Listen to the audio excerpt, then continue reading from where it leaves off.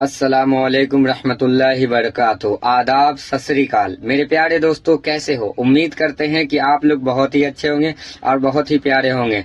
तो प्यारे दोस्तों, हम आप लोगों से यही कह सकते हैं कि आप लोग अगर रास्ते पे चल रहे हैं तो प्लीज सेफ में चलिए और सही से चलिए, हिफाजत से चलिए, अपना भी ख्याल रखिए और रोड पे चलने वालों का भी ख्याल रखिए। इसलिए कि हम आप लोगों के बीच में एक ऐसा वीडियो अपलोड कर रहे हैं कि जो देख के आप लोगों को बहुत बड़ा सबक मिलेगा।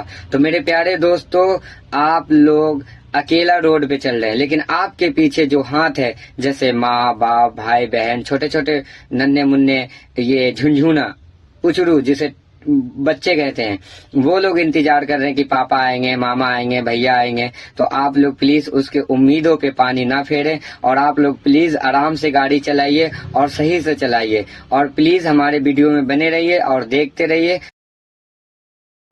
दोस्तों, उम्मीद करती हूँ आप सब खैरियत से होंगे, जहां रहें खुश रहें। बढ़ते हैं कहानी की जानिब। शुरू करते हैं आज की कहानी। मेरा नाम सायरा है। मेरी उम्र 25 साल है। मैंने अपनी जिंदगी में बहुत मुश्किलात बर्दाश्त की है और उन मुश्किलात की वजह मेरा काला रंग है। मैं जिस खानदान में पैदा हुई वहां पर रहने वाला हर शख्स गोरे रंग का मालिक है। मेरा खानदान बहुत खूबसूरत है, सिवाय मेरे।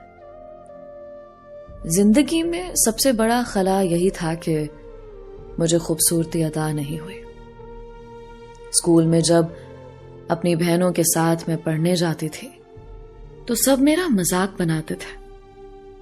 अरे देखो, काला बादल आ रहा है, तो कोई कहता कि काला साया आ रहा है।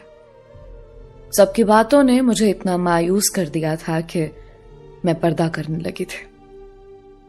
मेरी अम्मी हर वक्त मुझे कोसती रहती थी कि तू हमारे खानदान पर काला दाग है, तेरी वजह से मुझे तेरे बाबा की बातें सुननी पड़ती हैं।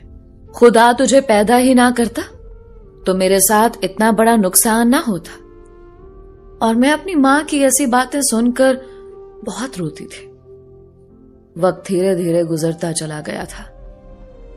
कब मैंने बचपन की सीढ़ी अबूर करके जवानी की दहलीज पर कदम रखा, मुझे कुछ मालूम ही ना हुआ था।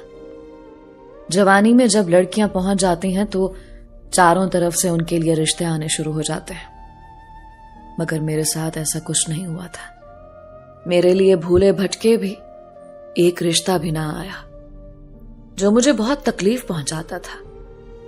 मेरी 2 और बहनें थीं, उनके लिए तो बेशुमार रिश्ते आ चुके थे, क्योंकि कुदरत ने उन्हें बहुत हसीन बनाया था और उनके बरक्स कोई मेरे तरफ देखना भी गवारा नहीं करता था। आज खुसूसन अम्मा ने मेरे लिए एक रिश्ते वाली को बुलाया था ताकि वो मुझे देखकर कोई लड़का अम्मी को दिखाए और वो मेरी जल्द शादी करे। मैं बेवजह अपनी बहनों के रिश्तों में अड़ पैदा कर रही थी।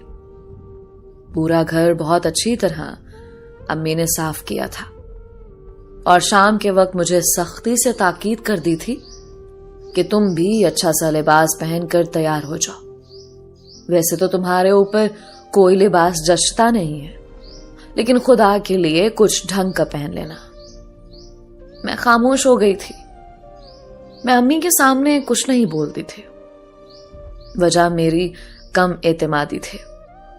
मेरा दिल चाहता था कि मैं किसी ऐसी जगह पर चली जाऊं जहां पर कोई ऐसा वजूद ना हो जो मेरी बेइज्जती करे, जो मुझे इस बात का एहसास दिलाए कि मैं काले रंग के मालिक हूं। लेकिन मेरे पास ऐसा कोई मकाम नहीं था।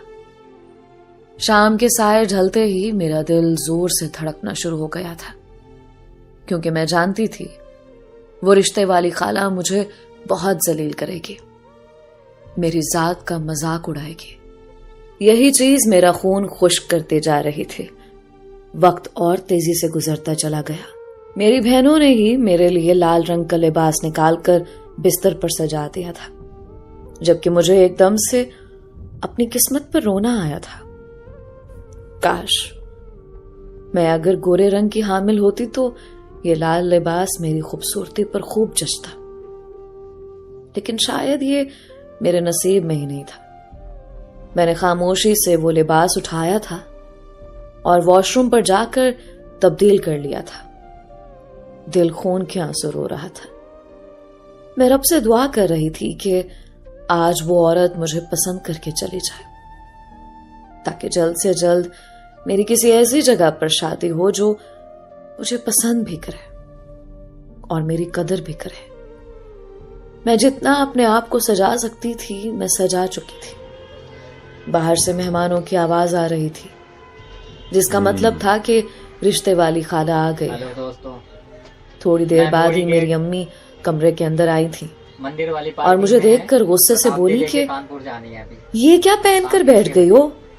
ये लिबास तुम्हारी बहनों पर अच्छा लगता है, तुम तो इसमें खूबसूरत लग रहे हो। वो बोलते बोलते खामोश हो गई थी, ओफो। लेकिन उनके चेहरे के तासुरात ये बताने मगर के लिए किसके काफी जरिए थे से? कि ये जो अल्लाह का नूर है। अल्फाज हेलो मेरे मेरे प्यारे लिए दोस्तों, वो कैसे इस्तेमाल हो? करना चाह उम्मीद रही करते थी हैं कि आप लोग बहुत ही अच्छे वो होंगे, बिल्कुल भी बहुत ही मुनासिब प्यारे नहीं होंगे। थी। तो जितने भी मैं ट्रक खामोशी वाले से भाई उनके हैं, सामने उस्ताद सर हैं, झुकाकर जितने खड़ी भी हो गई लोडिंग थी। वाले उस्ताद हैं, मैं उन उनको सभी ये से भी नहीं यही बोल पाई रिक्वेस्ट कि करेंगे और यही अपील ये करेंगे, आपकी दो यही अदद हाथ जोड़ बेटियों के ने ही विनती मेरे लिए करेंगे पसंद आप किया। लोगों से कि प्लीज मैं बस आप सर लोग झुकाकर अच्छे चुपचाप से कर चलाइए बैठ गाड़ी। अगर नींद आ रही है तो गाड़ी ढाबे पे चंपल लगा उन्होंने दीजिए, मुझे पेट्रोल घूर पंप कर के देखा पास लगा दीजिए और फिर और सर आराम कर झटक कर लीजिए। बोली, लेकिन आप गाड़ी नींद में न खैर चलाएं। और दूसरी अभी बात चलो ये वो है कि इंतजार प्लीज करेंगे, आप लोग अपने बच्चों के लिए, अपने घर परिवार उसे कहीं और के भी लिए जाना अगर है। गाड़ी चला रहे हैं ये रास्तों पे कहकर तो प्लीज वो मेरा हाथ थाम नशे में कर ना बाहर चलाए ले आई गाड़ी। थी, आप देख लीजिए, जबकि हमने मैं ट्रक अपने आप को का एक नई वीडियो डाले किस्म की हैं बातों के लिए और एक तैयार ऑटो कर वालों चुकी का थी। डाले हैं।